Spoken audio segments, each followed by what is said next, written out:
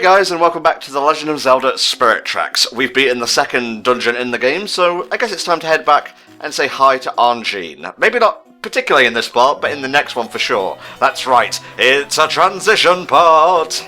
Side quest slash, getting to the dungeon. Because that's kind of how these handheld games, that's how they lengthen themselves, is by having a good fair amount of get to the dungeon shenanigans. And I mean, that starts all the way back to Link's Awakening, where you literally had to take a girl on a date just to get to the key, just to unlock the next dungeon.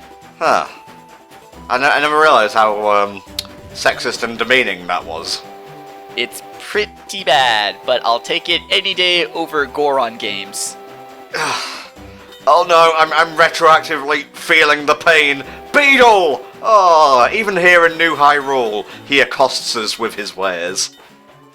I feel like the Beetle line, the closest thing we have in other games would be the Owaka line in the Final Fantasy X mythos and shit. Oh, yes. Just imagine, you're like 50 generations of salespeople, like, ever since the people lived in the sky, because, they did that long ago in the past, when your first great ancestor decided to make a buck, and then it just continued on down the line to your pirate grandfather, to now I don't know, maybe he's trying to relive the family pride there and get back into the sky?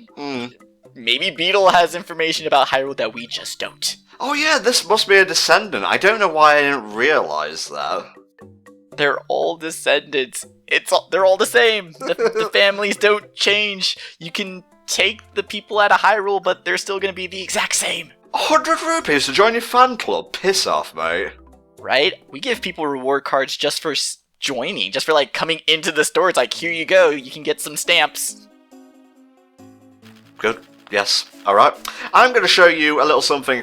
That's why we're not heading straight to the Tower of Spirits right now. Also, I'd like to point out, there was a bomb car right in front of us when we stopped into shop.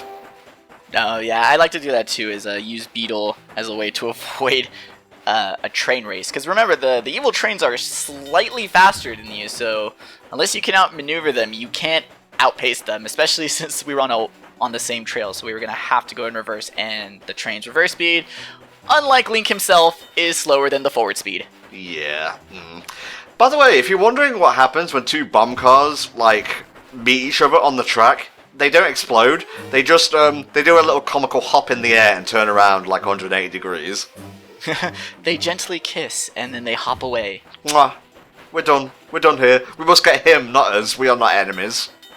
What you didn't know is that real train spotting involves train shipping. Every so often a joke comes along in HellfireComms that I just don't have a rebuttal to. So it's not really an awkward silence to just say, I'm not answering that, it's fine. I do not have enough knowledge to have a valid opinion of that subject. Good day, sir.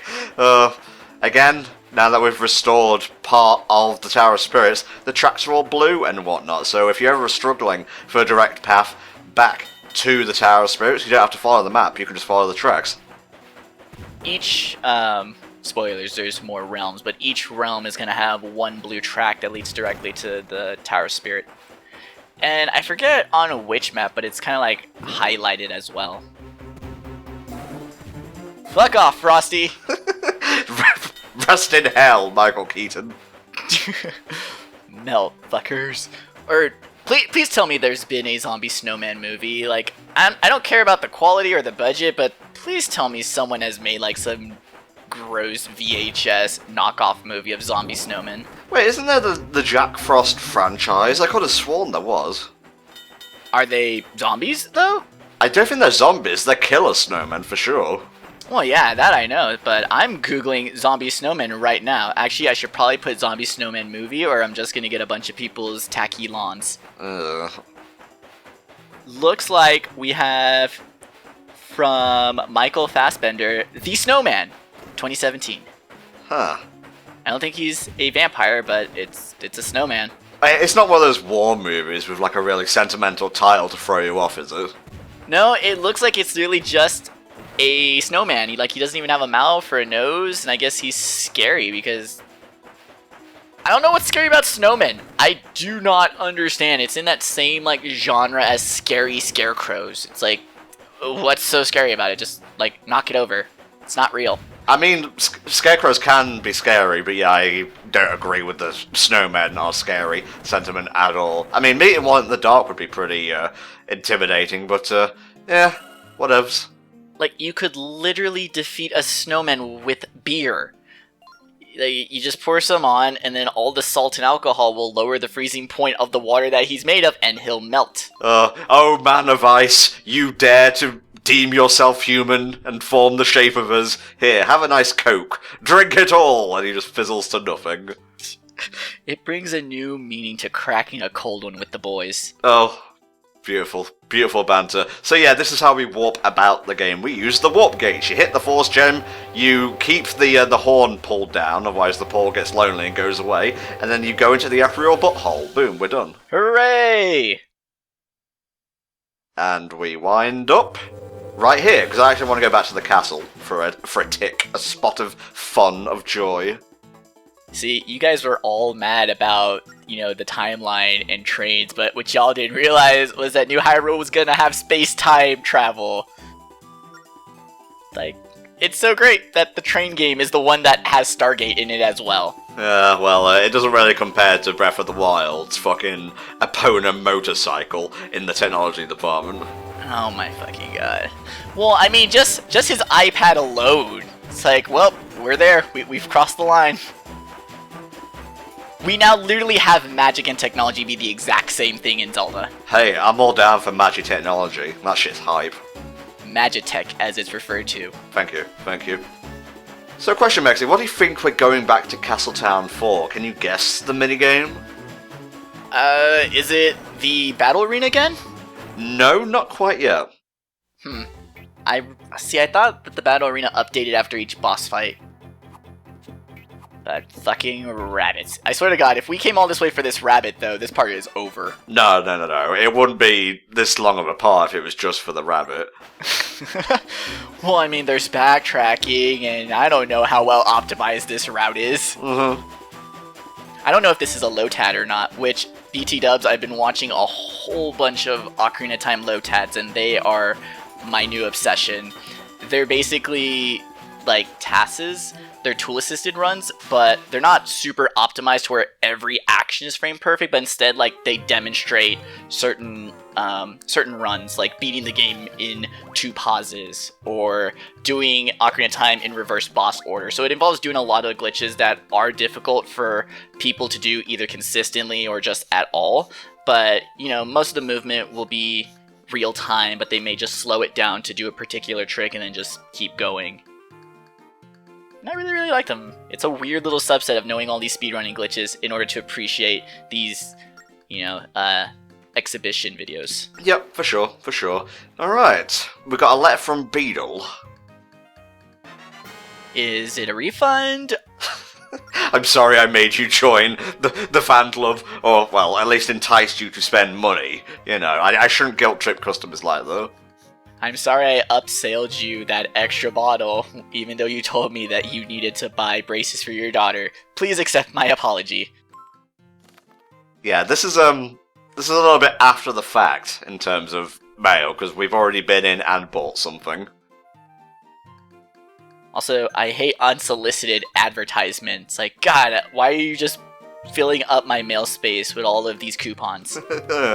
Yeah. Beetle moves about the map, by the way, so it can be very annoying when he goes to a completely different part when you're nearly there, which happened multiple times and caused a lot of retakes. Alright, now you're going to see something that didn't get a retake. Welcome to how I learned to stop playing the game properly and learn to love the bomb. Welcome to 2D Zeldas actually do have really fucking weird perspective. Also, the bombs aren't quite good in this game. I'll admit to that. Then again, they were even worse in Phantom Hourglass. Like, I was gonna ask you, which is more annoying? Phantom Hourglass Beetle or Spirit Tracks Beetle? I can't remember Beetle from Phantom Hourglass at all. Refresh my memory, please. The thing about that one is that you had to essentially predict his trajectory and then plot your course in anticipation of where he's going to be or where you think he's going to be, because you don't actually know what his route is. Whereas with this, he at least moves along. He's at least going to be near train tracks, and those are the only points that you can call him down. Very interesting. Alright, another stamp for the collection. Hooray! Yeah, I really like these. It just goes back to the whole different country flags thing, but I won't reuse commentary again. It's already a filler part, as it were.